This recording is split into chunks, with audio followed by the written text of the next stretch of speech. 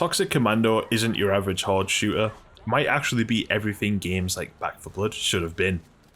It takes that classic Left 4 Dead formula, tight co-op, endless hordes, and then adds an open map, objectives, and even vehicles. And somehow, it actually works. I went into this expecting something pretty average, but after just a few chapters, I was already hooked. Because this game does a few things because most horde shooters don't even attempt. Toxic Commando from John Carpenter and Saber Interactive is set in the near future, where a mining disaster unleashes this mutated sludge that turns people into demonic zombies. You play as a group of idiots who mess up a delivery job, and now you're stuck running missions for a scientist just to clean up your own mess. The story isn't anything groundbreaking, but it gives the game just enough personality to carry everything else, because the real focus here is the gameplay. At its core, this is still a horde shooter, tight gunplay, constant pressure, and waves of enemies trying to tear you apart. But instead of pushing you through linear levels, this game gives you space. You're dropped into open areas with objectives, resources to manage, and multiple ways to approach each mission. And that alone makes it feel completely different from most games in the genre. But the biggest change and the thing that really sets this game apart is the vehicles. Throughout each mission you'll find cars with different abilities, winches, nitros, EMPs, even healing. And they're not just a gimmick, they're essential. There are moments where you're stuck in thick mud, completely surrounded by zombies, frantically trying to find something to latch onto with a winch before you get overwhelmed. And man, it's chaos, and in the best way possible too. That mobility completely changes how you play the game, and honestly, it's something more horde shooters should be doing. The gunplay itself is also a massive step up from Saber's previous games. It's punchy, responsive, and it's just pretty satisfying to use. And I gotta say, I'm so glad this is first person. Given the fact that this is on the Swarm Tech engine with Space Marine 2 and World War Z, I imagine a conversation happened at one point about making this third person, and I'm so glad that was thrown out of whatever meeting room that was said in. It makes it feel way more tense, and it just absolutely adds an insane level of immersion. On top of that, you've got a class system with distinct roles.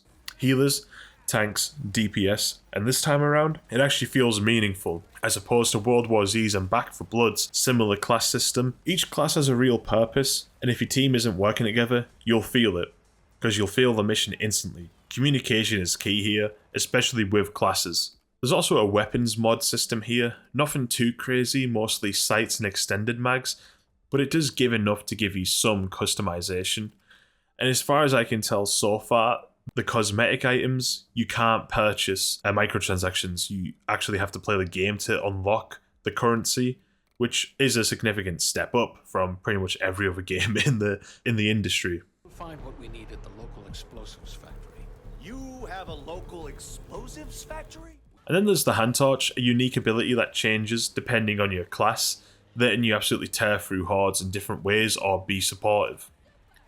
It's the small additions like this that have given Toxic Commando its own identity, and that's really the big thing here, is that it does stand out amongst all of the other zombie horde shooters.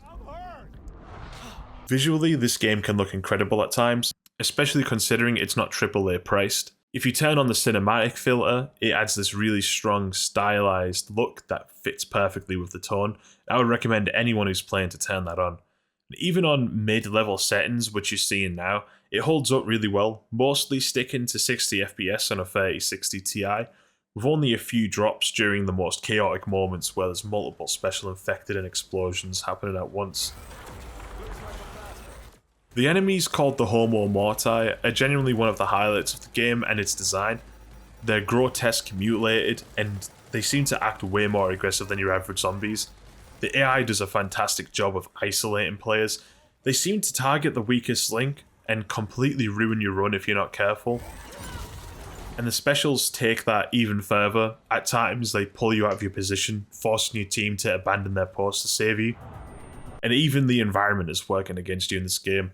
Mud slows you down, limits your movement, and turns bad situations into a disaster very quickly.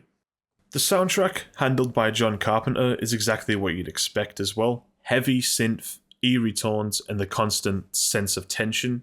It adds a lot to the atmosphere, especially during the more intense moments.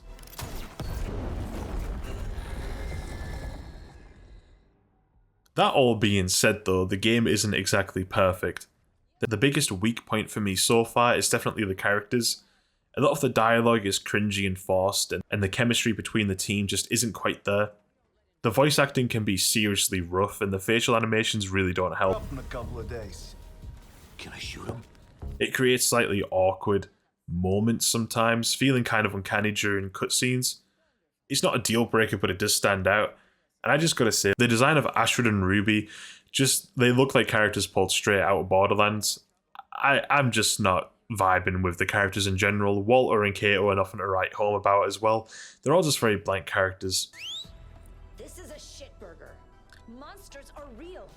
Maybe we're dying. Hell, he could be the goddamn devil. But if he's telling the truth, what choice do we have? But overall, Toxic Commando is a genuinely great time. It takes familiar formulas and adds a few smart ideas and actually manages to make them work. And for $34.99, it's honestly one of the best co-op shooters out right now. If you've been missing that Left 4 Dead style chaos, but want something a bit more open and dynamic, this is absolutely worth checking out.